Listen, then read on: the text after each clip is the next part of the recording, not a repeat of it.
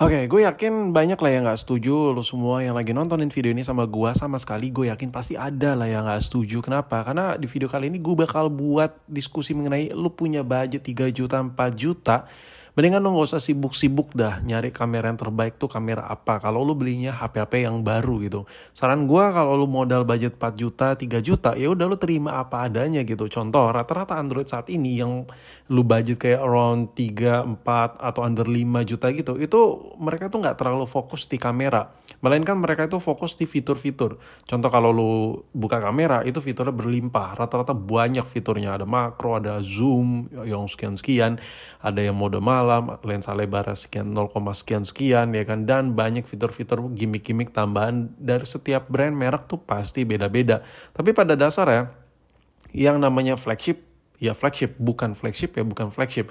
Jadi kalau di budget 3 juta 4 juta lu fokus ke kamera, lu nggak bakal dapat itu. Karena yang lu dapat tuh biasanya tuh mereka tuh ngasih spek ya. Kayak speknya itu mereka tuh hanya bisa ngasih spek hardware. Contoh, lu dikasih baterai yang besar, lu dikasih chipset yang oke punya. Tapi kalau lu sekiranya fokus banget ke kamera, gue lebih nyaranin lu jangan ambil HP baru ya di budget 3 juta 4 juta. Di sini gue bukan ngebahas mana yang lebih baik antara iPhone, Android atau iPhone. Enggak. Gue ngebahas dari sini di kastanya ya, di kastanya. Karena selama ini gue coba-coba pakai HP beberapa HP puluhan HP yang udah gue coba, rata-rata itu HP Android tuh di angka 3 juta ke 4 juta, itu kameranya standar banget buat gue ya. Kenapa? Karena mereka tuh ngasih fitur yang oke, cuman hasilnya itu kayak kurang aja gitu, kurang banget. Bukan gue ngebandingin sama HP terbaru, itu nggak ngotak juga. Gue bandinginnya sama harga yang sama aja gitu. Mendingan kalau lu butuh kamera, lu beli aja mantan flagship. Lu banyak banget pilihan. Lu bisa pilih dari Google Pixel, ya I know itu nggak resmi. Atau lu bisa pilih dari mantan flagship dari Samsung, Xiaomi. Nah, kayak gitu-gitu itu lebih oke gitu. Tapi sekiranya lu beli HP baru, mereka itu lebih menawarkan performa gitu. Kenapa? Karena pertama kali konsumen yang lihat di spek 3 juta 4 juta itu kan bukan uangnya kecil. Mereka tuh harus lihat spek hardware dulu. Salah satunya misalnya layar. Dikasih layar 120 Hz, dikasih layar ketajamannya sekian, PPI-nya sekian, score nits-nya sekian, ya kan. Nah, setelah itu rata-rata brand itu nggak terlalu mikirin tuningan layarnya kayak gimana, yang penting layar tuh enak. Tapi salah satu layar yang terenak yang pernah gue coba, salah satunya Poco, oke lah. Nah, setelah layar, yang mereka kasih adalah chipset. Chipset dikasih yang sekian, yang performanya sekian, lu bisa cari sendiri, skor Antutunya sekian juta. Nah, itu udah masuk tuh ke kepala lu tuh. Cuman ada satu hal yang bisa dikelabuin untuk para konsumen-konsumen di kasa 3 juta 4 juta ini jarang dibahas. Apalagi kalau bukan kameranya. Kamera itu bisa dikelabuin dari sisi mananya? Dari sisi speknya. Mereka tinggal kasih aja, 50 megapiksel, 20 megapiksel. Tapi mereka nggak bisa spill masalah hardware-nya, modul kameranya. Kebanyakan orang reviewer itu ngebahas chipsetnya, tapi mereka nggak ngebahas sensor. Nah, di sini gue bakal bahas secara agak-agak dalam nih. Kenapa harus milih mantan flagship kalau lu fokus ke kualitas kamera? Kualitas kamera ini dua-duanya lah, both of them, kayak lu buat foto, video, dua-duanya lah intinya. Nah, kalau lu pilih mantan flagship, lu tuh dikasih spek yang bukan tipu-tipu, bukan spek yang buat spek sales gitu. Ngerti gak sih lu maksud gue? Kenapa? Karena flagship itu ya udah mereka tuh ngasih hardware yang terbaik gitu, chipset terbaik, dikasih body kualitas terbaik, material terbaik, dipegang berasa mahal ya kan, layar udah pasti terbaik. Jadi tuh mereka nggak ngasih spek di atas kertas yang terbaik, melainkan di balik layarnya itu mereka juga ngasih yang terbaik. Gue nanya sama lo deh, gimana kita caranya riset kalau kameranya ini sensornya gede? Nggak bisa kan? Nah, di sini gue kasih bayang-bayang sedikit. Yang di sebelah kiri itu adalah sensor dari Samsung Galaxy A50, yang di sebelah kanan adalah sensor dari Samsung Galaxy Note 8. Lo bisa lihat perbedaannya cukup signifikan. Note 8 itu kameranya cuma 12 megapiksel, yang sebelah kiri puluhan megapiksel. Tapi sensornya lo bisa lihat lebih besar mana? Yang lebih besar 12 megapiksel. Oke, gue kasih spek dari kedua handphone ini ya. Samsung Galaxy A50 kalian lihat tadi, ini kameranya 25 megapiksel, cuman modul kameranya kecil banget. Sedangkan Note 8 ini 12 megapiksel, tapi tadi kameranya gede banget kan yang ada di sebelah kanan.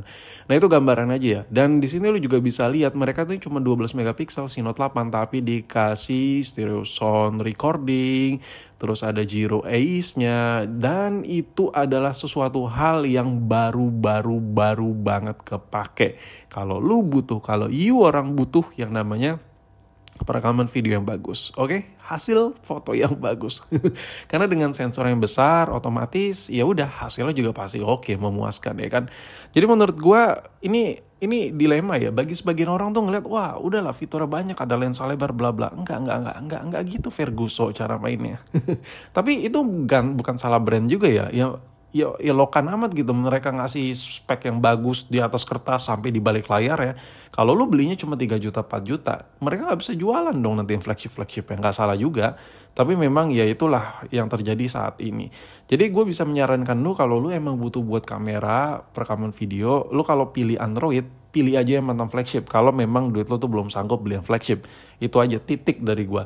Tapi sekiranya Android yang lu pilih tuh kayak nggak ada yang cocok gitu, kayak nggak ada yang cengli lah, kayak gue bisa dapetin chipset lebih tinggi deh di ini, tapi kok ini gini, ya itu udah masalah umum boy. Kalau lu pengen pilih salah satu, maksud gue kalau budget lu ngepas, ya lu harus pilih salah satu. Gue susah sih bilangnya. Intinya gue kasih gambaran ya. Kalau sekiranya lo beli Android harga 1 jutaan kayak yang gue pegang inilah. Ini Poco X3 Pro. HP harga 1 juta, under 2 juta harganya. Kalau kameranya dibandingkan sama Poco F5 yang harganya 3 juta, 4 juta, apakah sebeda itu kamera? Tidak. Hasil perekamannya mirip-mirip aja, hasil fotonya mirip-mirip aja. Karena mereka tuh nggak fokus ke hardware ya, mereka tuh nggak fokus tuh lensanya tuh harus gini, sensornya harus gini. Mereka tuh fokus di spek di atas kertasnya. Nah, sedangkan si chipset ini, itu orang tuh kalau nggak bahas chipset dalam banget. Nah, di chipset ini mereka nggak bisa bohong terlalu panjang. Makanya rata-rata HP 3 juta, 4 juta, 5 juta, mereka tuh ngasih chipset yang rata-rata udah pada sangar boy. Tapi kalau ngomongin soal kamera, nah ini masih bisa dikelabuhin. Gue nggak tahu sampai kapan ini terjadi ya, tapi kayaknya bakal berubah sih kalau menurut gue ya. Karena orang udah makin sadar, udah makin aware kok hasilnya fotonya gini-gini aja, kok nggak ada berubah ya kan.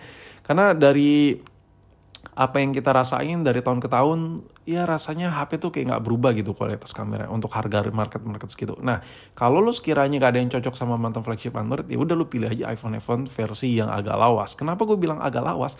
Ya kalau budget 3 juta 4 juta lu bisa beli iPhone baru seri apa sih? Pasti udah bertahun-tahun lah. Makanya gue bilang seri agak lawas. Di satu sisi budget 3 juta 4 juta lu dapat Android baru chipset kenceng, tapi di satu sisi budget segitu lu cuma dapat iPhone yang udah mulai tua. Tapi sisi poin plusnya kamera iPhone itu susah dikalahin boy. Untuk Android 3 juta 4 juta buat ngalahin kamera iPhone itu agak sedikit sulit. Mereka tuh cuma menang dari sisi fiturnya aja. Kalau dia ajak balapan buat rekam video, buat foto, file mentahnya itu kalau lu ngerti cara ngeditnya itu jauh lebih perfect ya, jauh lebih perfect. Tapi buat orang awam memang Android itu bagi beberapa tipe Android yang harga segitu memang ada yang lebih bagus dari iPhone. Untuk hasil jepretan tinggal jadinya aja, contohnya kayak pixel ya kan, portraitnya dan lain-lain. Nah tapi kalau buat video recording ini nggak bisa dibohongin, video recording itu butuh sensor, butuh support penunjang di dalam modulnya itu yang nggak bisa hanya dimanipulasi sama software. Makanya kalau lu pengen kamera yang bagus, yang jos kamera HP, lu tinggal lihat aja video recordingnya.